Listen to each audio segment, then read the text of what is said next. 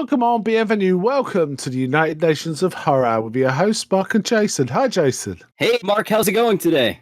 Not bad, thank you. So, we are back on Child's Play, on Chucky again, and we're going to be covering the 6th and 7th installments of that franchise. So, previous to this, to any new listeners, we've gone through number 1, then we did a show on 2 and 3, and then we did a show on 4 and 5. And now we're going to be doing 6 and 7. This is quite a jump, because Seed of Chucky, though it was done in 2004, still kind of got a weird 80s vibe to it, right? And 9 years later, Curse of Chucky was made in 2013. And it's distinctly different in tone, isn't it? Big time. And also just the way it's filmed is very different as well. Yeah, it's the first direct-to-video of the franchise. Though, you know what? This could have been in the cinemas. There's no real reason. I feel the same way. And we'll get into, I guess, our overall feelings on it. But yeah, I thought the quality was certainly good enough for theaters. I've seen worse in theaters for sure. Yeah. So, I mean, the only recurring character that's back in this one, I should stress, is Brad Dourif as Chucky. Though we have the quite really interesting addition to the cast and the sort of the universe, I guess, of Chucky, of his daughter. That we do. Fiona Dourif. Yeah. Playing Nika in this. What did you think of her in this movie? Or in both movies, in fact. She's in both. What did you think of her? I liked her a lot, actually. I thought she was great. How about you? Yeah, I thought she was terrific. I really did. It's weird. It's funny. I don't want to get into the next one too much, but the crazier she got, the more she reminded me of Brad Dourif. Now, at the beginning, it's like, wow, she doesn't look like Brad Dourif because she just looks like, you know, you wouldn't look at her and think that's Brad Dourif's daughter. But by the end of the second of these movies, it's like, yeah, I can see it. Now, I actually also thought there was going to be some sort of twist where we find out she's the daughter of Charles Lee Ray, right? Of Chucky. I did as well. Because that would, but it turns out she's not. But, you know, it would have been a kind of an interesting twist. And it could have been written that way, but I don't go with that. Now, what happens is she's in a family home with a mother, Sarah, and she plays Nika, who is in a wheelchair. She has not got the use of her legs. And basically a package turns up, and it's a good guy's doll. Who's it from? It doesn't say. You found him. Chucky's my friend till the end. Hey, wanna play?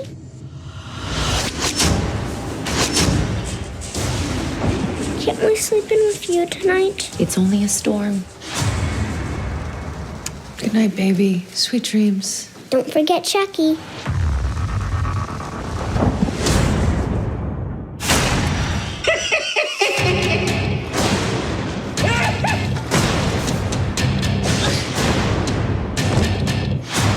It's a doll. What's the worst that can happen, huh?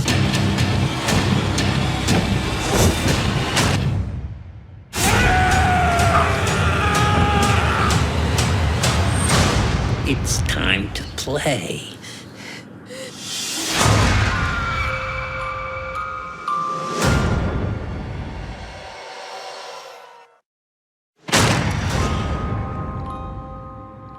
They have no history with Chucky at this point, right? They're just not that we as an audience. Not that we as an audience. Yes, you're right. It does turn out. We're like, what? Yeah, but what's going on here? These guys do not know a Chucky doll from you know, they've got no bearing on it. However, Sarah gets stabbed to death, and they throw the doll away, don't they? Because it's like, what's going on? But then Sarah gets found stabbed to death, and it's ruled as a suicide, which I guess. So that's kind of a grim opening. It's kind of, the whole tone of the film is kind of quite serious, right? It's much more moody, and almost the colours quite dialed down in it. So it's a moodier, more serious film. Certainly way more serious than Seed of Chucky and Bride of Chucky. Oh, yeah. It's kind of going back to the first film for being a more serious tone, isn't it? In many ways. That's what I felt too. Yeah, I like this tone.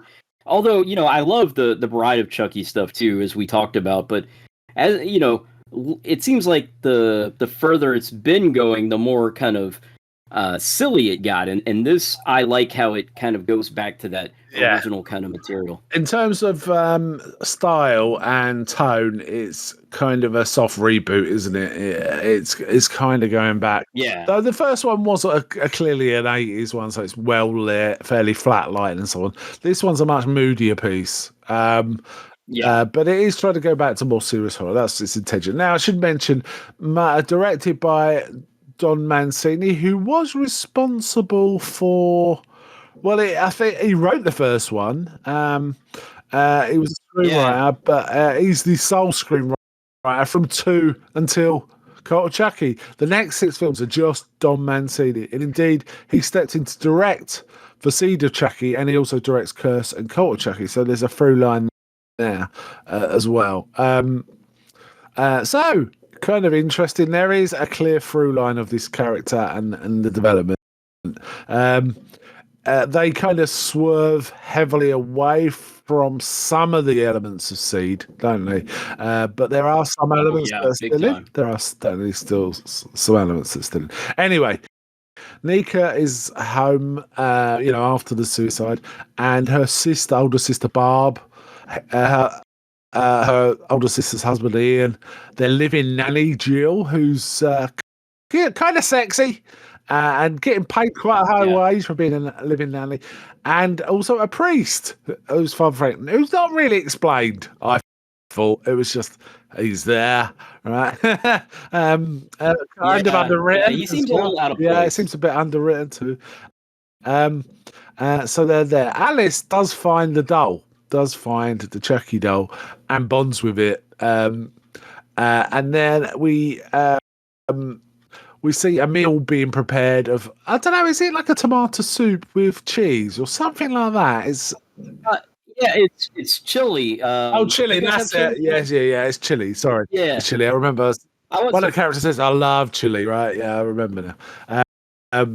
It's like vegan chili at that, apparently. I've never had vegan chili. I'm kind of curious as to how vegan chili would taste. I have, yeah. Oh, really? Yeah, made with corn. It's not bad because really it's the flavours, because the texture is quite similar to beef mince. It's almost like you can't tell. You can tell a little, but it tastes really similar. Anyway, what happens is that I can't remember who it is. One of the characters in the kitchen, and there's a cupboard open that shouldn't be open. And as you see that person close over the cupboard, we see rat poison. We clearly see rat poison, don't we? A box of rat poison, right? And then there's an implication. There's something to do with the chilies, right? So there's a whole scene of what's gonna happen here. It kind of reminded me a bit of Final Destination, in that one of the chilies, or one or more indeed of the chilies, might be poisoned, and no one quite, as a viewer, we don't know, right? We don't know. Yeah. We're just kind of like, who's going to get it at this point, and all we can do is watch and wait. Yeah. But then the Father Frank starts to sort of feel a bit rough and decides to drive home, right? And then he gets in a car accident where, essentially parts of the car around his neck, isn't it? Yeah. And they're talking about, we got to get him out, says an officer, right? We got to get him out. And then as soon as they pull apart these parts, his head comes off. I should mention. I don't think Sorry, go on.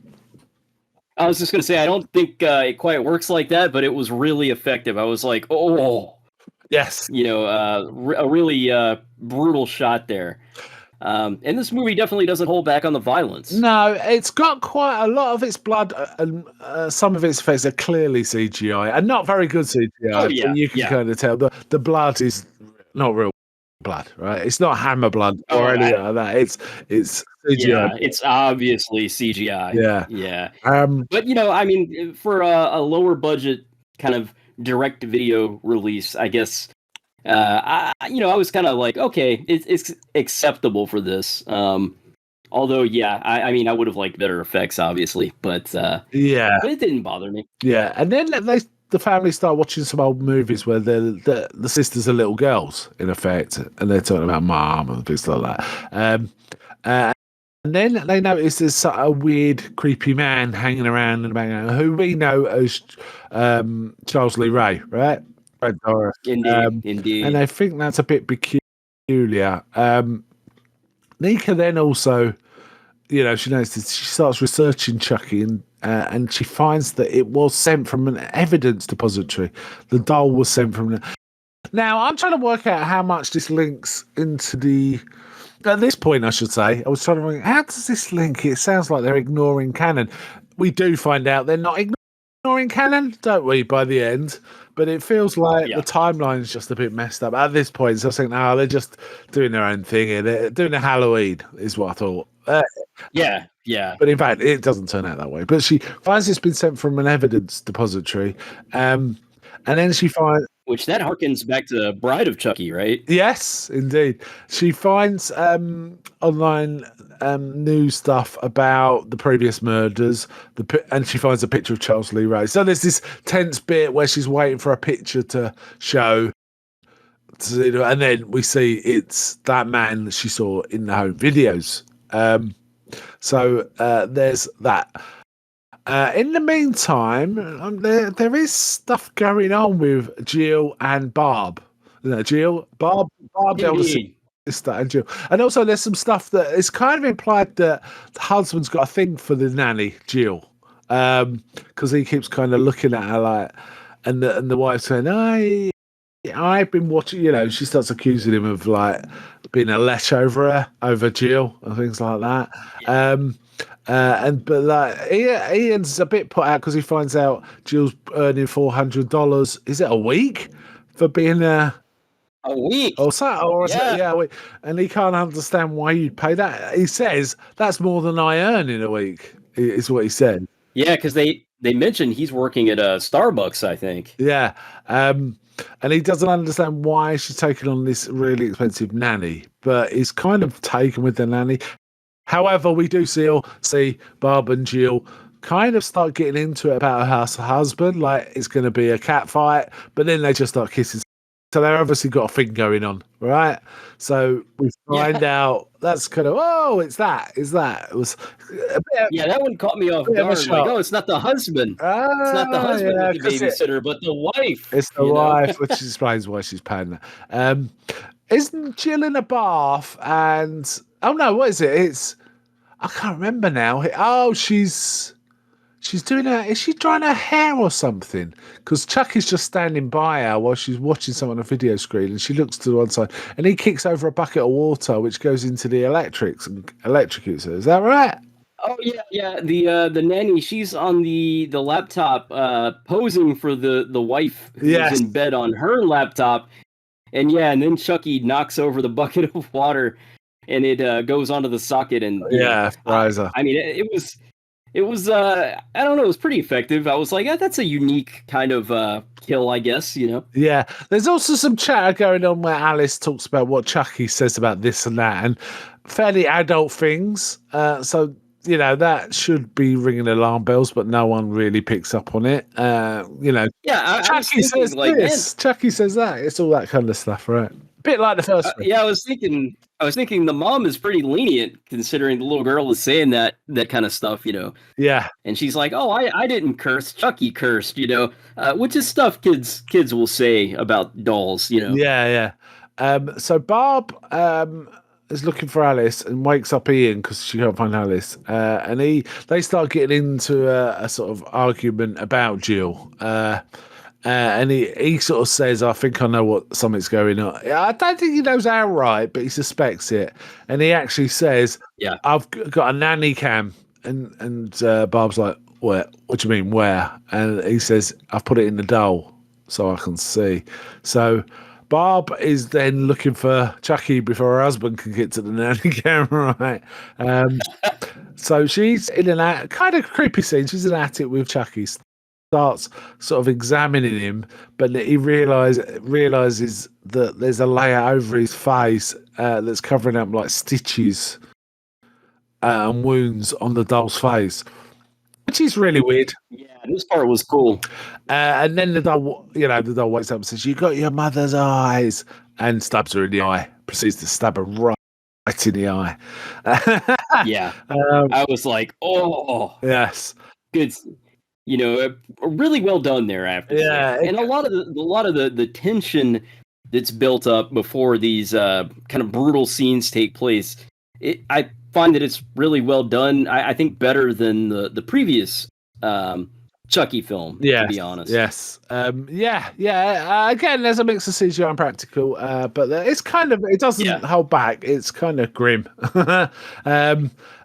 It is, yeah. But I just mean like the build up to that violence, I think is really well done here. Yeah, it's kind of cool. Yeah. Whereas it wasn't bad in the last film, but I feel like they really they stepped back to kind of draw you in, which good horror does that. It draws you in, and then when you get that ooh moment, it kind of makes you just shudder a little bit. And I think this does that really well. Yeah, it was pretty cool.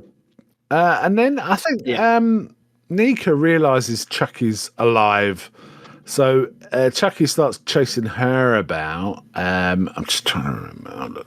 They end up in the garage. That's right. And then, and Mika gets locked in the garage, and it seems like Chucky is going to suffocate her using the car. But then the husband shows up, and I don't think he actually sees Chucky here. Actually, no, he doesn't see him yet because he's trying to get to the nanny cam. But then the husband does eventually see that Chucky is alive because, if I'm not mistaken, he looks on the laptop to access the nanny cam, and he sees all this footage that Chucky has been taking because the nanny cam is on him, right? But but of course the doll is running around. It's not just someone carrying him, and he's like, what is going on? And then of course at that point Chucky gets him, Before that, he finds Nika holding an axe, doesn't he? Because she's trying to that's right. defend her. She's defending herself from Chucky. He finds her with an axe, and he's a bit worried that he thinks that maybe she's the killer. She killed Barb and Jill and stuff like that. But then Nika kind of has a seizure and passes out. She's and when she wakes up, she's all tied up by Ian, which is really grim because we know Chuck is about, and she's tied. First, she's a paraplegic. She's in a wheelchair and she's tied up. And Ian's kind of watching her, but then Chucky turns up and does some nasty business to Ian, right? While he's watching. Yeah, he's like, what's going on? And then, but I have to just say, Mark, that I think it was really cool to see a handicapped person, a disabled person, if you will, in essentially the lead role, because I'm sure there probably has been at some point in horror movies, a disabled person. Yeah, Silver Bullet is the other one. Silver Bullet is one. Yes, Silver Bullet. That's true. Yeah, that's quite so it's not the first. Yeah, but it's kind of cool to see it, right? Yeah. Indeed. So I appreciated it, of course. Personally, I thought that was cool, but it's just so rare in film. But horror does embrace kind of everybody, which is always nice. Yeah. So here Nika gets away, but there's a bit of back and forth about why Chucky's after her family, and Chucky explains when he was a human, he was a friend of the family, and he was in love with her mother. And then there's a flashback sequence, right? Basically, we find out that he was in love with her mother. He killed her father, so there was a funeral, and then he kidnapped Sarah. And he felt that she betrayed him because she was a scared pregnant woman, right? She was pregnant with Nika, in effect. And he thought that she was like betraying him, madness, right?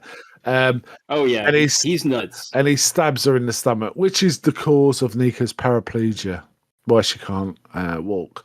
And then he ran off, but it was basically towards the beginning of Child's Play, right? Being chased by the cops and all that sort of stuff. Yeah, we even get the flashback to the toy store, which I thought was pretty cool. We see some of the characters we know. We see don't we see a quick flash of Chris Sarandon? Or is that in the next? I get confused between them, but we do see a little. She frees herself. She gets thrown off a balcony, so she's bleeding all over the floor as well. But there's struggle goes on, and she manages to stab Chucky. So Nika gets arrested and found guilty of the murders and is institutionalized, which kind of leads to the next film. Stanton, who's this cop, picks up Chucky and puts it in a bag and goes off apparently to give it to someone. And we see, wow, who turns up? It's Tiffany. Jennifer Tilly turns up, kills him in her usual way. I think, now file slits his throat or whatever it is. So it appears that Tiffany was the one that sent him in the first place. Is that that's how I read it? So the reason that's how I read it as well. The reason it's Chucky turned up in the first place, Tiffany, the doll told Tiffany to mail it. Now we got to remember in Seed of Chucky, Tiffany. Well, I always get confused. It was Jennifer Tilly who has been possessed by Tiffany. Is that right? So this is exactly. Yeah. And I wasn't totally sure about that in the last film, or maybe I had forgotten, but I was like, oh, I guess she is possessed. I was like, oh, okay, I'm just going to go with it. But it kind of works. So you have Jennifer Tilly, but possessed Jennifer Tilly. So interesting, right? Yeah, and then basically she then mails Chucky to Alice. I was confused there because Alice just kind of disappeared, and I don't know if I wasn't paying attention. They said we got to send her to her grandma's or what, but she kind of just disappeared. Did you catch how Alice was no longer there in the film? Because I did, yeah. I mean they mention. Like they mention Alice, and then there's like the dream sequence where we see maybe like I guess it's like a 12-year-old Alice, but we never, besides that little flashback dream kind of sequence where Nika's almost knocked out, we don't ever really see her again. Yeah, she's not a prominent character. No, but which is kind of strange. Yeah, right? I was a bit confused about all that, but I wasn't too bothered. I still enjoyed it. So she turns up, and now Alice's grandmother is looking after Chucky. Is looking after Alice. Chucky turns up and then smothers her grandmother with a plastic bag, right? A plastic bag. And then Chucky grabs to Alice and he says, "We've got to play a game." And he starts doing his voodoo chant. So basically, he wants to possess Alice.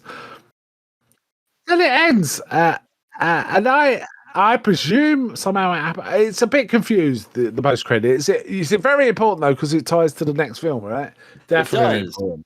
Yeah. I mean, I guess we assume Alice has been like possessed, right? But Chucky is still a presence, right? Indeed. Yeah. So there's basically you get closing credits there. If you switch off at this point, you miss a major thing for the tie to the next film. I'm glad you mentioned to me that there was a post-credit sequence, Mark, because I think I would have missed it otherwise. Yes, and it is important. Yeah, I was going to turn off, but I just had it running. I was checking my phone, and suddenly another scene. I was like, okay, it is important, and it is very important for the next film. Basically, Chucky has been mailed to a grown-up Andy. We see same actor who played the original Andy in Child's first film. Alex Vincent is that actor. And he gets a package and he realizes it's Chucky. Well, he doesn't realize it. Well, we don't know. It's filmed like he doesn't know. And then Chucky pops up and then suddenly Andy's pointing a shotgun at Chucky and just shoots him. We see it from Chucky's point of view, don't we? We see a shotgun aiming at us, the audience, and being fired. And then it just ends. So, yeah. Wow. That bit I was a little confused about, considering the end where Chucky was about to possess Alice. So, yeah. But we do, I'll just say it. In the next film, Chucky has the ability to possess or be present in more than one doll and person, possibly as well, right? Yeah. So that becomes a thing. Now that was going to be a thread in either 2 or 3. I can't remember which one, but they, for budgetary reasons, they didn't go with that. So it's always been floating in the air that maybe a whole trooper truck is might be the way to go. And make it a bit more like Gremlins, I guess, if you were to do that. So there is that. So we also see, to give us some context as watchers, because we're not going to necessarily know the older Andy what he looks like as a grown up. Is we do see on one of his dresses or on his sideboard a picture of him as a boy and his mother from the first film, and we also see a picture of Kyle, the girl that helped. That looked after him in Child's Play 2. Indeed. Yeah. We see those pictures to give us a bit of a context. Yeah. So we are going more back to basics with this film. It's much more straight, scary film than a kind of comic-y, silly. That Jennifer Tilly being present always kind of gives you that, doesn't it? It's just there. Jennifer Tilly loves this role, apparently. She does carry a Tiffany doll round with her sometimes when she's traveling. How about that? That's in great. Real life. Talk about loving the gimmick, Yes. So, yes. So, any thoughts on this one? I really enjoyed this one, Mark. I was glad that it kind of went back to the basics, if you will. It's like you say, a more serious tone. It's I don't want to say it's kind of like the 80s film, because it's a different feel for sure. Like you say, more grim. But yeah, I enjoyed it. Yeah, I mean, let's face it, Bride of Chucky and Seed of Chucky are more like the Rocky 3 and 4 of the franchise. They're the fun, goofy, cocaine-fueled entries, right? It feels like. Whereas this is more like your Rocky Balboa. This is going back to a much more serious sort of tone and trying to get the horror and somewhat eject the comedy. There's always going to be comedy with Chucky because the way he talks and acts and things he says. Oh, yeah. Right? It's always kind of nuts. And I enjoy those elements of it too, Yeah. So, and also Jennifer Tilly being there kind of brings that too. So yeah, I thought this was a fun entry. It's not like I was saying when we watched Bride. I can't believe anything's going to top Bride for me, and it doesn't. This doesn't. Yeah, same. However, I think it probably delivers better than 2 and 3, and probably Seed as well. Though Seed's such a different film, it doesn't really bear comparison, to be honest. I just feel like this is a solid entry. It's a shame it didn't get to the theaters. It felt like it could have been, and they could have spent more money on the CG. One of the things that let it down, I think, is the weak CG. There's a lot of reflections in blood. That's well, that wouldn't happen, right? Because and I think the reflections were literally upside down from what they should have been. Things like that. There was some weird choices. Yeah, I totally agree. But yeah, otherwise, I thought it was pretty solid and enjoyable. Yeah. So I definitely, for me, a good entry. Yeah, I totally agree with you. I think it's right, kind of like not as good as the first one, but very close. It's a great follow-up. It felt spiritually much more like the first one than any other one, didn't it? Really, I mean, there was similarities to 2 as well in terms of the story, I suppose. Right. But yeah, it was solid. It was solid. Yeah.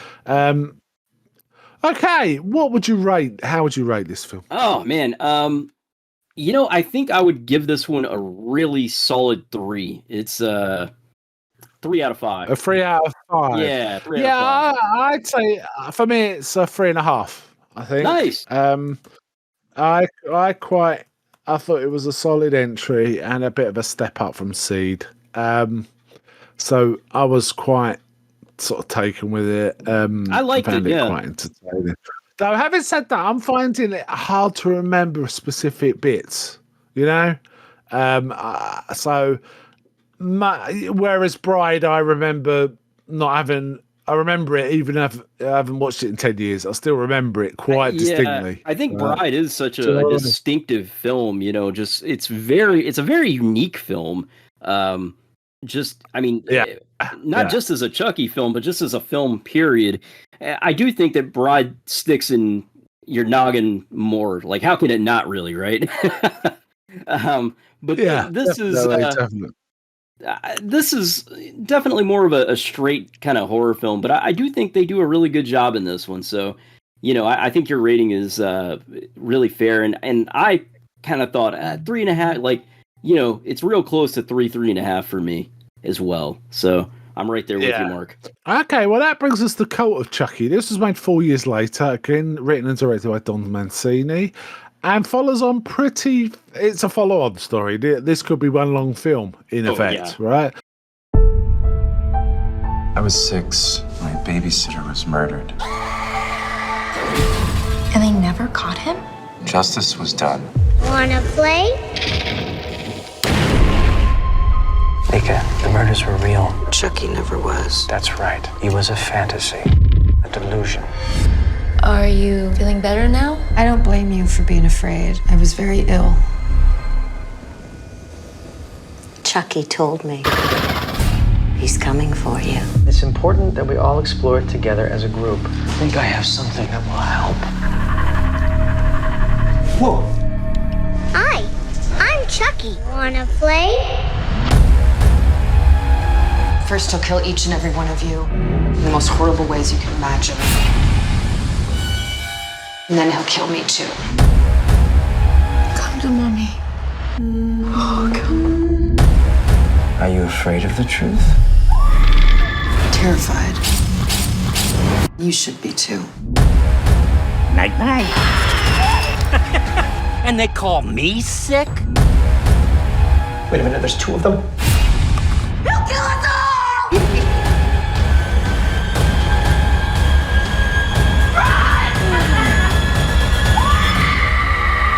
A true classic never goes out of style.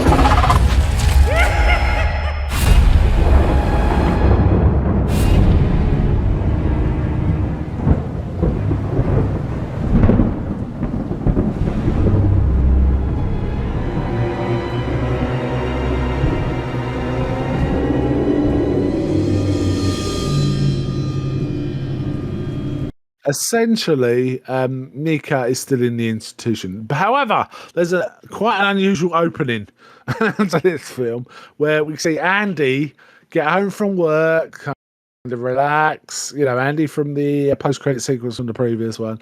Get home from work, relax, open a safe, and inside it is Chucky's head. Yes. It's not very well kept. There's bits missing. There's nails in it. There's all sorts. But it's basically got Chucky's head. Presumably, he kept it after he shot Chucky in the chest. But this breaks tradition in that in the previous films, Chucky's heart is the way to kill him, right? So obviously, if he's just a head, he's not going to have a heart, but his head is still animated. So we see that he's Chucky's giving him a hard time, but kind of they're almost bonded in a way, right? Indeed, prisoner and jailer kind of relationship. But Chucky's still giving him trouble. Yeah, so we're aware of this. Andy has got Chucky's head, which makes the rest of the film confusing until we get a certain point in the story where we realise, and I'll say it now, Chucky can possess more than one doll, person, whatever. He's figured out a spell where he can possess multiple things. So that's the explanation of it. When you know that, it all makes sense. It all makes sense because it doesn't before that. I was a little confused. Now I didn't really. I kind of thought, oh, I've watched bits of this film because I'm kind of aware of some of it before I watched it. But when I look back, I have actually watched it before. I have got a letterbox review from 2018. Oh wow! So I clearly had watched it when it first released because that would have been pretty much when it released. So I had watched it, but I just kind of forgotten most of it. Yeah, I mean, it happens when you kind of watch the amount of films that I watch a lot of films. Yeah, I mean, I think that year I might have watched 500 films in 2018. Wow, because it was just that kind of thing. That's how I was living at that point, watching a lot of films. Anyway. she is. Nika's still in a hospital, and she's in there with some quite disturbed and angry individuals. There's a mix. Claire, there's one called Claire who's really angry, really angry. There's an older lady called Angela who's probably not lucid quite a bit of the time, or talking about very, very odd things, right? Oh yeah, big time. And there's another few patients, Madeline and Malcolm. Malcolm seems to have a personality disorder where he keeps changing who he is. But for some reason, this psychiatrist, Dr. Fowler, who we find out is a major shitheel, basically, later on, decides to introduce a group therapy session involving a good guy doll. Yeah, it doesn't seem like good therapy. No, it doesn't. Called Chucky. And they said, but that's Chucky. And he goes, no, I bought a Chucky doll. There are 50 different types of good guys, and 2% of them are Chuckies, and I found one, and I bought it.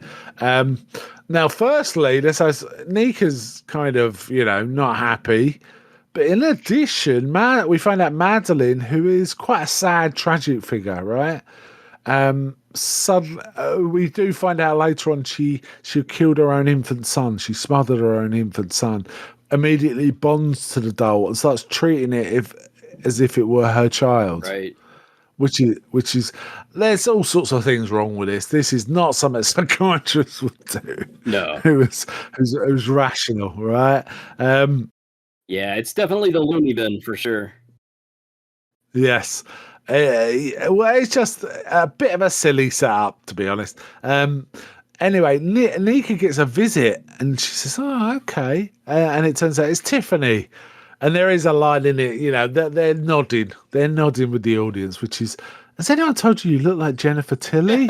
Yeah. And she goes, oh, yeah, I get that a lot. And later on, she says something like Jennifer, Tiffany. Even I can't tell anymore, she says. Yeah. We, the audience, feel the same. To herself. And she finds out that she's the legal guardian of Nika's niece, Alice. And Alice has died. And Tiffany says, I just wanted you to have something that was really important to Alice. And she leaves. Another good guy doll. So there's two good guy dolls, both Chuckies, in this hospital, which is peculiar as anything. The psychiatrist does not know that Alice has died. So he started this meeting not knowing all the, it's just all, this guy is terrible. Oh, yeah. Running. He is. He's evil. I have to say the institution is ridiculously clean and white-walled. It's like no institution you'd ever see in real life. It's very stylized. Oh, big time. Isn't it? And this is shot on video, and I don't think they use the best digital cameras. You can kind of tell it's got that slightly soft quality that digital that isn't absolute top quality has. Yeah, it's got that kind of feel. It does feel like just a straight up digital camera, like a good quality camera, but not the kind you would use for movies, like almost like one you'd buy from like Best Buy or something, And I don't know, it's kind of weird, and it's very like. There's just not much color in it at all. I mean, like we talked about the last film not having a whole lot of. This is dry. This is drained the color. Yeah, I don't know if that was intentional. I guess it had to be, right, an intentional decision, or maybe they just were like, well, that's how it looks filmed this way, so we're just going to leave it. I don't know. Yeah, but yeah. So Chucky, the one that's been delivered, animates in the night and goes to Nika's room.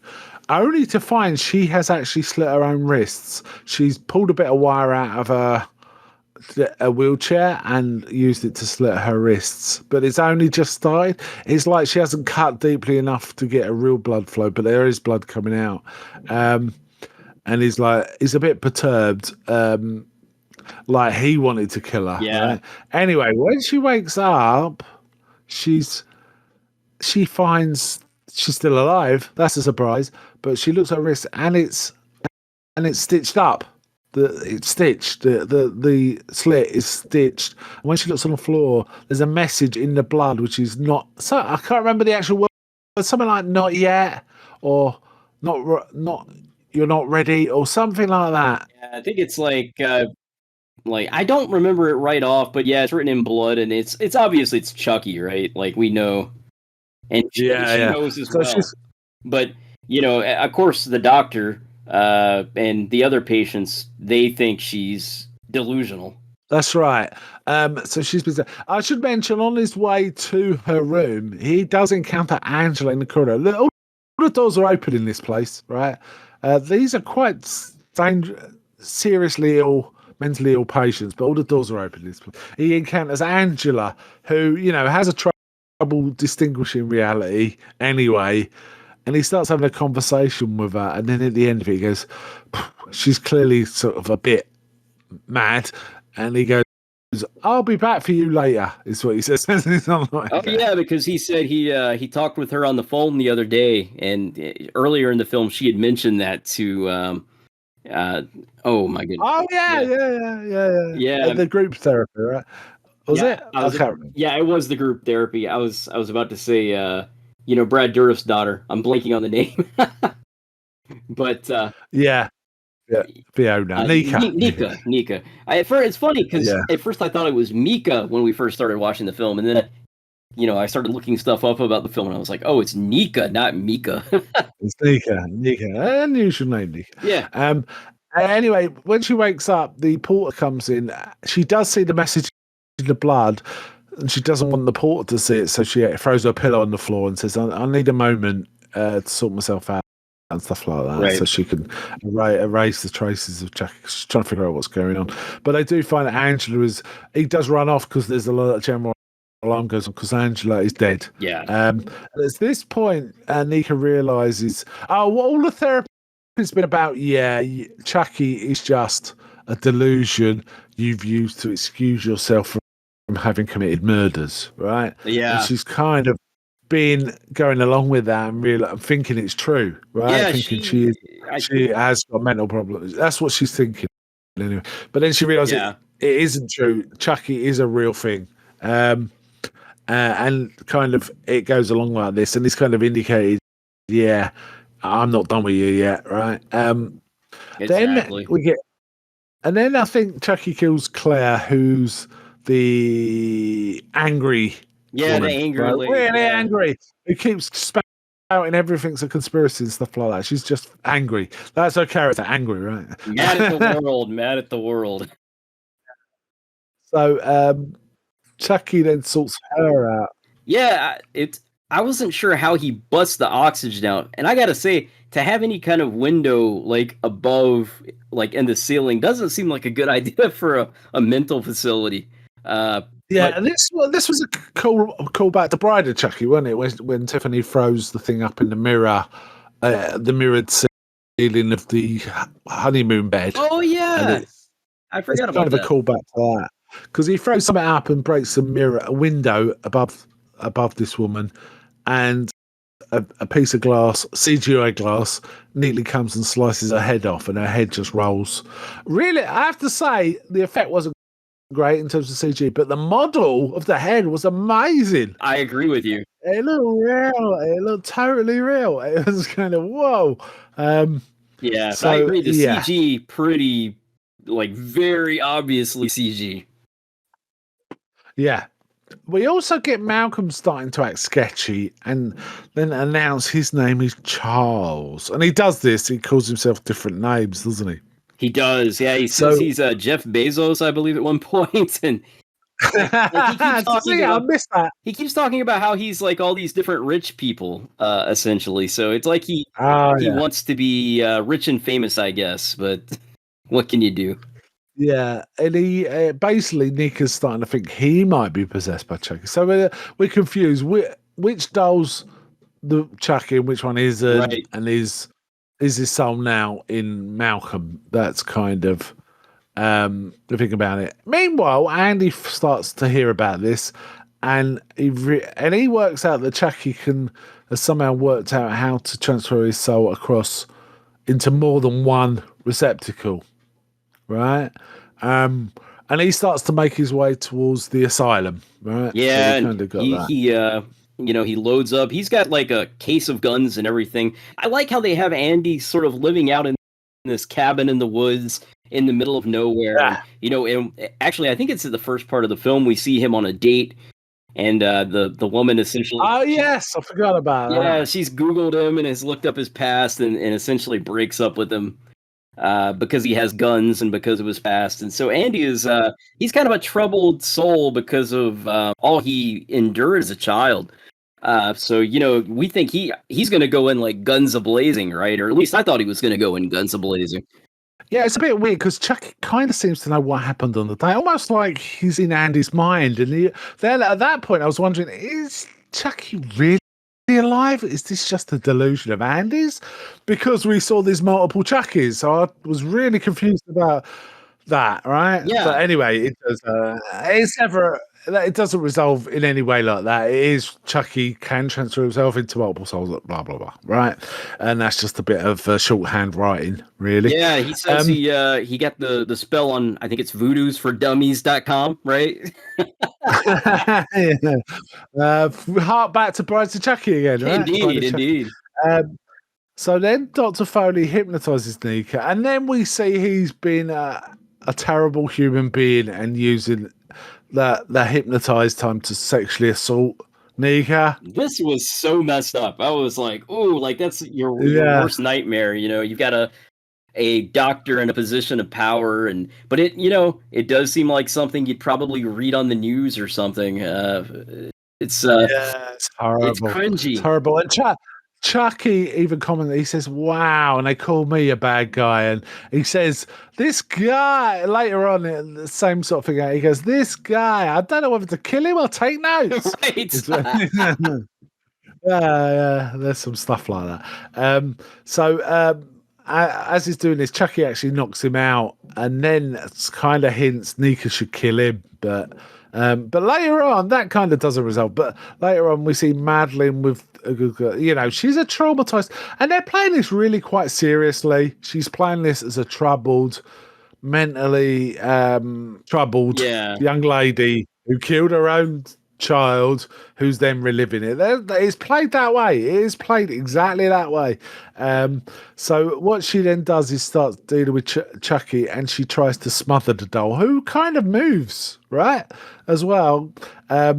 So what they then work out is the orderlies like continue, and this is so odd. The orderlies propagate this belief system by actually going for a few, burying the doll. Yeah, it's very strange. It's very strange. So there is that. There's also some really weird stuff about graves earlier, and I was like a bit, what's going on? We see Madeline throw the doll in a grave and then push Malcolm in the grave, and then we see Malcolm climb out again, and that's the point where we thinks he might be possessed, right? That's kind of another. But it's all very odd. I can only assume Chucky talks to him there and kind of implants the idea that he's Charles Lee Ray. Maybe. Well, no. Yeah, the idea is, but he isn't actually possessed, is he? We do find. Oh no, he's not. But we think he might be for a while. Andy rocks up outside the institution, and it says he's got to get in, and they're saying no, you can't go in. And all this kind of kicks off, and then does another doll get sent as well? I can't remember now. Yeah, and this is the doll. I think Jennifer Tilly. I think she has this one delivered too, right? Because he has a strange haircut, which makes him a little bit different from the other dolls. Yeah, we do find out Andy had one delivered for a specific reason, which we also find that out too, right? Anyway, using that maybe. Yeah, so Andy, to get in the institution, right, punches the guard, right? And the next thing we know is he's in the cell. It's like, well, how does that police system work then? Right? It's a ridiculous shortcut. Yeah. It's a ridiculous cinematic shortcut. It's really ridiculous. I don't think it works that way, Yeah. Oh yeah, no. And then Carlos, a nurse we've seen earlier, a male nurse we've seen earlier, then delivers a third Chucky doll to Dr. Foley. That's the thing I was thinking of. Sorry, yeah. Now this is the one we find that Andy got sent them. right? Eventually, and then Madeline then gets revisited by her own doll, and there's quite an emotionally intense scene where she kind of submits to it and lets it murder her, right? Yeah, Like she can't get over her guilt. Well, it's a bit deep, really. it is. It actually feels perhaps maybe a little too deep for this movie, although the movie does have a Yeah, serious tone, you know. Yeah, one of the problems I have with this film is, and I still kind of like it, is I find the first two acts a little odd, and I just couldn't get into it much. I couldn't engage. I found it a bit unengaging. Is the word. It was like I was watching something, but I wasn't really invested. Though that does change in the third act for me, but that's saying it too strong. I kind of felt a bit of a detachment. Like I'm not real. I think part of that was partly the confusion about how are multiple Chuckies doing it. How is that doll doing it, and then that doll? I don't get it. I don't get which one's the real Chucky. But then you kind of found out that he can do multiple dolls, right? Indeed. So Nika then realizes all the dolls are alive, and don't the dolls explain we can go into multiple hosts now? And it says Alice was a host but was killed. So Alice, what they reveal, was a host. Okay. So then they animate a third Chucky. So there's 3 killer dolls now, and they basically slaughter Carlos. Right. One's got a drill. Oh, let me get this right. One's got a drill, which is sticking his chest. Right. One's got a knot, a scalpel. One's got something else. I can't remember. It's all pretty brutal, right? Because he's just lying on his back while they're having a go at him. He definitely gets massacred pretty good. It's I felt bad for him. Yeah. So at this point, this is where the film really goes up a gear, probably even 2 gears, quite significantly. One of the dolls sort of starts to do a ceremony over Nika, and then we see that she has become possessed, and the possession allows her to walk. So she actually gets up and starts walking around. Yeah, I was like, how does that work? Yeah, and from somewhere gets these bright red high heels. Oh yeah, the doctor like puts them on. Platform shoes. Oh yeah, that's right. Yeah, because he's got these platform shoes, right? Because he's a dirty bugger, right? That's kind of it. It seems he has a thing for the feet, or at least it looks that way, because that makes him even more just cringe. And this is when Nika, he gets knocked out, and Nika kind of gets her revenge and all of this. She basically starts stamping on his head until it's turned to like a pizza. Yeah. And it's all on camera. It's all there. We see it all. It's like, whoa. Yeah, it's pretty brutal, man. Yeah. And this is when, Fiona Doris starts taking on an aspect of Brad Dourif's performance as Chucky. And it's glorious. Yes. It is glorious. Oh, yeah. It's awesome. Yeah, it is really good. So Malcolm is also found by one of the dolls, who is he's kind of pretending he's Charles, but then he sort of admits he's not. It's just another one of his personalities. And the doll kills him. Yeah. And then finally they get to Andy. They know Andy's there, and the doll unlocks the door and goes in. At which point Andy sort of attacks him, and he manages to gut the doll, basically rip its guts out, and it's still screaming. But then he puts his hand in and pulls out a gun. So basically, he put a normal doll, which later got possessed, into a package with a gun inside it, and specifically sent it to the head of the institution so he could get in there and then get hold of a gun. Right? That's the premise. But yeah, okay. So he shoots that one, but unfortunately Nika locks him in the cell and leaves, and then walks out of the institution. And is met by the waiting Tiffany, right? And then we see them laughing in the car about all of this, but then we hear another laugh, and in the back seat is a Tiffany doll, also alive, and laughing, which suggests they've also transferred her soul into a doll or part of it, so there's again sharing souls kind of thing. And then it ends. But there is another post-credit. You did catch this post-credit sequence, did you? I think I did. Well, basically, it's back at Andy's house, right? And then we see someone rock up. And it turns out it's Kyle, the girl from Child's Play 2, the foster sister of Andy. Goes into Andy's, and we then, that was cool. As she walks in, we see pictures of them again. We see Kyle and Andy when they were young. And then she finds Chucky's head, and he's like, Kyle, look who's turned up. And we see her start to torture Chucky's head. Yeah. It's I was glad they added that line, because at first I was like, okay, who is that? And then I was like, cool. Yeah, you wouldn't have known now, because she's quite significantly, she looks different. You would not recognize her from her 17 or 20-year-old version, right? Yeah.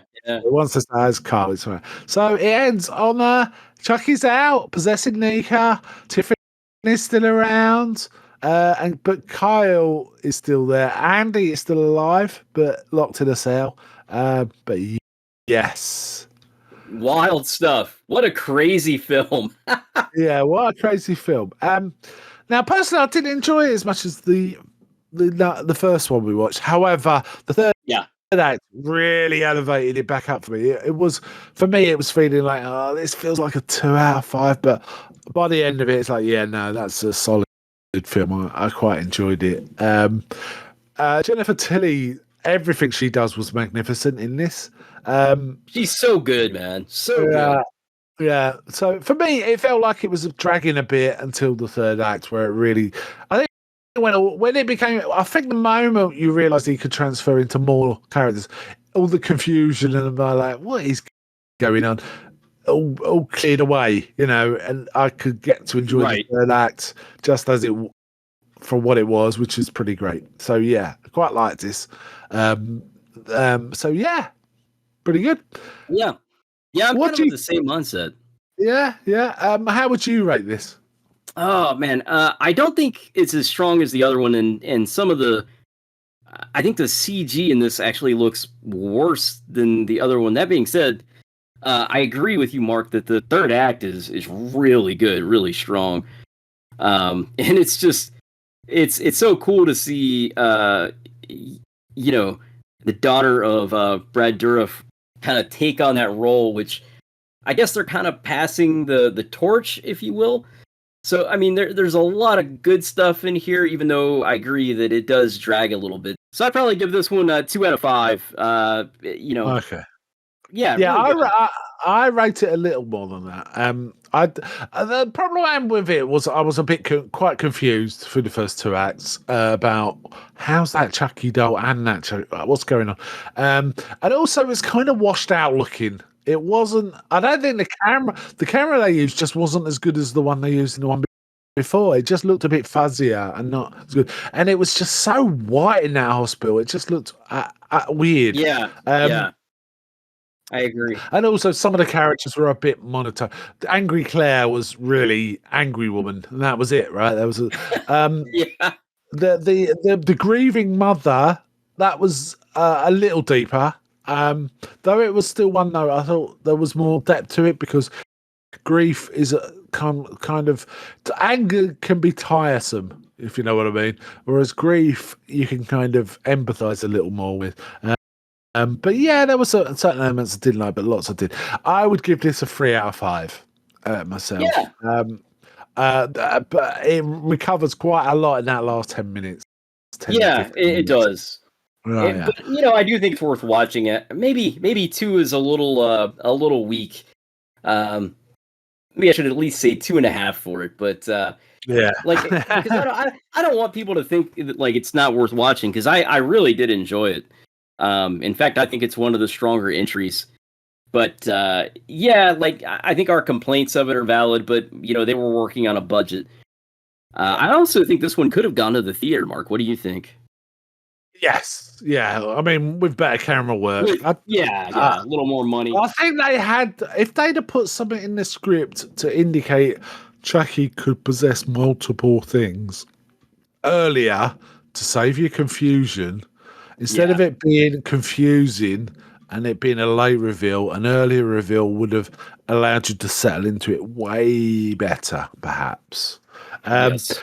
Just before we go on, I mean, we got some feedback about this, but just before we go on, there was a Chucky TV series that spun off of this. Again, I believe a sequel to this.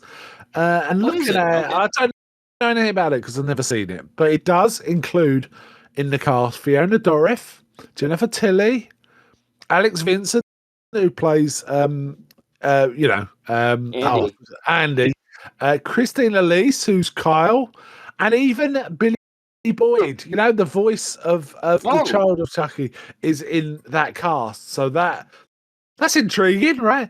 The thing is, it's 3 seasons long and 24 episodes. So there's absolutely no way we're covering all of that. It would just be too much. That's a lot of Chucky. Yes, that is a lot. But it went for 3 seasons, so it must have been quite successful. And I don't know if there's more. If there's more going to be made, because season 3 was aired over 23-24, so it's possible there's more coming. I don't know. And I wonder what tone they've gone for. It says it's horror comedy from the Wikipedia. So it kind of indicates, and I believe there's other main characters who we've not seen. Because they can't keep going with just these characters for a TV show. They need way more characters to keep it interesting. Definitely. So there is some interesting stuff going on, I imagine. Yeah, I would like to see it at some point. At least, I mean, I've seen the first 2 episodes, and the first 2 episodes didn't seem great to me. But you know what? I mean, for a series this long, it may take a little time to get going. So, I may have to revisit that at some point. But yeah, I don't think we'll cover that on UNH, since we primarily cover movies. We do cover a few television series, but I don't know that we want to move forward with something quite that long. Well, there is a review. There is an example review here from Rotten Tomatoes, which is the consensus view, right? A bloody good time that benefits greatly from Brad Dourif's return. Chucky may not play well for non-fans, but franchise devotees will find its absurd humour and creative horror very much intact on the small screen. So it sounds a bit like it's in the same space as Ash versus the Evil Dead or something like that, maybe. Nice. Okay. But who knows until we watch it. And I'm looking at reviews here and I'm seeing things like funny, solid, absurd, but funny. So it's kind of sounds like it's good to me from just looking at those. Cool. So that's kind of interesting. Right. Okay. Yeah.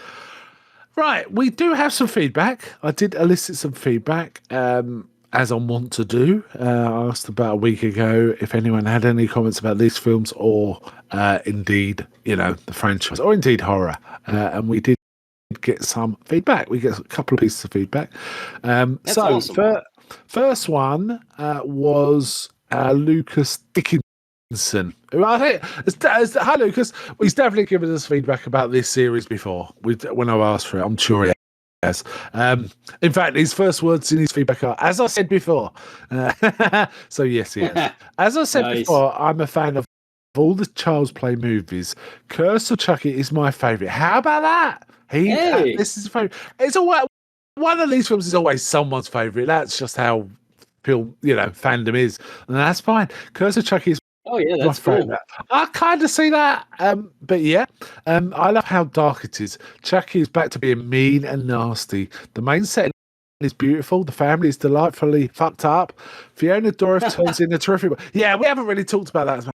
Fiona Dorif is terrific in both these movies. She just gets better and better. Yeah. She's great in the first one of these, even better in the second one. And it's not an easy act. She's a really well-developed actress, I would say. She is. Yeah, to go from playing such a sympathetic, kind of sweet character to what she becomes in this film is quite remarkable. And it says, she turns in a terrific performance. The whole cast is good as well. In my opinion, Curse stands equal to the original. Okay, I can see that. Certainly can see that. And then he says, Cult is very cool as well. I'm a sucker for asylum horror films. Yeah. Horror films set in asylums, there's always something interesting going on. I think agree, that it's slightly poorly directed and has a few missteps. I think we kind of covered that in terms of plotting, perhaps, and things like that. But the kills are on point. And I love the twist of Chucky's spirit taking over Nika. Now, this is why I left this feedback till last. I didn't want to reveal too early for our listeners. Right. But I was hoping the franchise would continue on that direction. I give Curse 5 out of 5 and Cult 4 out of 5. So, likes these way more than we do. Indeed. Very cool. And we are totally happy with that. We like to hear about what you love and what you don't love, and this is great. So thank you so much for that, Lucas. It's much appreciated. Yes, our second bit of feedback is from Kevin Matthews, friend of the show. Kevin, thanks for the feedback. Always great to hear from you. And what he says is, Curse is a nice return to the atmosphere of the first movie, but it's great that it also leads to the wild and wacky antics we see in Cult. And it all feeds into the Chucky TV show, which is much funnier, better, and even more creative than we could have imagined. There we go. Wow. There we go. We got a direct recommendation and comment on the TV show. So while we're just reading Wikipedia about it, Kevin's lived it, so he can tell us. Yeah. So, he's got me wanting to watch it now, I gotta say. Yeah, I think I'm going to have to put this on my list of dramas I want to watch, and that is a long list these days. There's a lot of good stuff out there, but Chucky sounds like that's something that would be quite fun. And you know what? I kind of dig these kind of shows. I dig Ash versus the Evil Dead. I dig Castle Rock, things like that. But yeah, this I will be putting on a list to get to at some point. And who knows, if we dovetail, maybe we will decide to record a show about it. But really, our next point with Chucky is the redo that came 2 years after this, and that for us probably finishes Chucky unless we decide to return for the TV show, but we'll see. You never know. And let us know what you think too, guys. If you want to hear us talk about the Chucky TV show, or yes, that would be films. Interesting. Yeah. We always want to hear feedback from our listeners.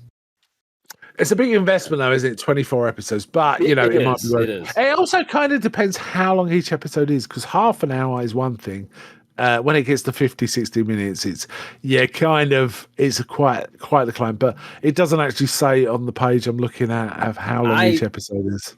So, I want to say they're half an hour from what I remember, but like I said, I only watched the first two, and that was like when it first came out years ago. So I don't remember a lot. You know what? I might dig it out and give it a bit of a watch in the next week or two and get a feel. And if I feel like I'm invested in a couple of episodes, I'll let you know. That'd be great. I might proceed to watch it, but it's going to take a bit of time to get through them all to be able to talk about them. Unless we actually say, we're going to do this, and we do it season by season, which is a possibility, right? That is a possibility. Yeah. You never know what we're going to do here on UNH. We don't know either. We don't. Right, I think that kind of winds up this conversation, don't you? I think so too. Yeah. Fun films, both of them. But let's see, Mark. Should I close this out here? Yes, please. Yes, go ahead. Okay. All right. Well, again, thanks to everyone for listening. Mark, thanks to you. For anyone who wants to connect with us, we would love to hear from you. So join us on Facebook.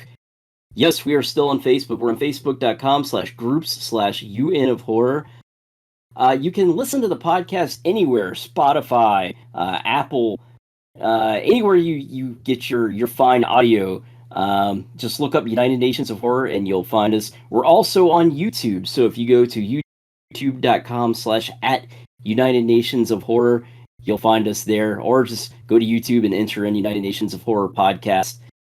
And last but not least, we are back on Twitter X. I've actually finally got the login because I had forgotten what it was and had to reach out to Twitter X, but we are posting on there. So if you're looking for just like the URLs to the episodes, I do post links on there now, so you can go to x.com/UNH podcast and follow us. And of course, we will follow you back because we always follow back. So, Mark, again, thanks to you. Thanks to our listeners. Bye from me. And bye from me. And we'll see you next time right here on the United Nations of Horror. The United Nations of Horror is a podcast about all things horror. From thrillers of yesteryear to today's modern horror, we are here to present fun and intelligent conversation about the genre films we love. Join us and please help spread the word about the United Nations of Horror podcast and videocast to horror fans across the globe. Find the podcast on all fine podcasting services. Join us on Facebook by simply going to facebook.com and entering in United Nations of Horror. You can also find us on YouTube by going to youtube.com and searching for United Nations of Horror podcast.